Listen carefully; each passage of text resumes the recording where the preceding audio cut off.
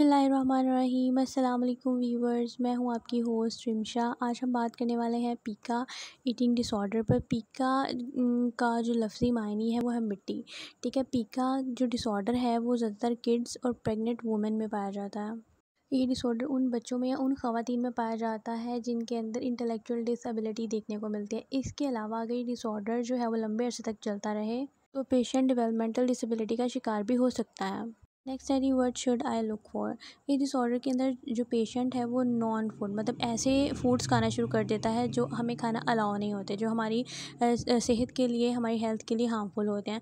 Patient जो है वो आइस खाना शुरू हो जाता है मिट्टी के अलावा। उसके बाद सोप खाते हैं कुछ अफराद, और कुछ बच्चे जो हैं वो रेत खाना पसंद करते हैं। पेंट और ग्लू टाइप चीज़ें खाना शुरू हो जाते हैं। बात करते हैं कि कॉजेज़ कौन कौन सी होती हैं पाइका डिसऑर्डर की। सबसे पहली और मेन कॉज जो होती है वो है खून की कमी। खून की कमी अगर पर्सन के अंदर हो जाए तो भी उसके अंदर पाइका ईटिंग डिसऑर्डर देखने को मिलता है। इसके अलावा जिंक, आयरन और न्यूट्रॉन्स की कमी की वजह से भी पेशेंट जो है उस डिसऑर्डर में मुब्तला हो सकता है।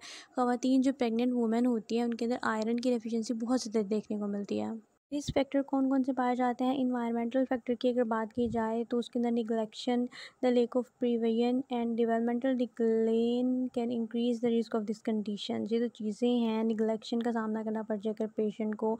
इसके अलावा डेवलपमेंटल डिक्लाइन का सामना करना पड़ जाए तो भी पेशेंट जो है वो इस डिसऑर्डर में मुब्तला हो सकता है। How is pica diagnose. Pica को डायग्नोज कैसे किया जाता है। बेसिकली पाइका को डायग्नोज करने के लिए कोई बाकायदा टेस्ट नहीं होता, लेकिन जो डॉक्टर है वो पेशेंट की कंडीशंस को देखते हुए, इसकी हिस्ट्री को देखते हुए जो है वो उसकी बेस पर कोई फ़ैसला करता है कि पेशेंट जो है वो डिसऑर्डर में मुब्तला है और कब से है। नेक्स्ट है जी कि पाइका का ट्रीट कैसे किया जाता है। अगर डॉक्टर जो है वो इस लिहाज से सोचे कि पेशेंट के अंदर न्यूट्रिएंट इम्बैलेंस है तो फिर वो उसको मुख्तलिफ़ किस्म के सप्लीमेंट्स दिए जाते हैं उस पेशेंट को। उसको विटामिन्स दिए जाते हैं। आयरन ज़्यादा मिकदार में पेशेंट को दिया जाता है। आयरन कुदरती तरीके से भी पेशेंट को दिया जाता है, मेडिसिन के तरीके से भी दिया जाता है। इसके अलावा कुछ मेडिसिन लाइक अरबिट मेटाफोर मेडिसिन्स हैं जो पेशेंट को दी जाती हैं।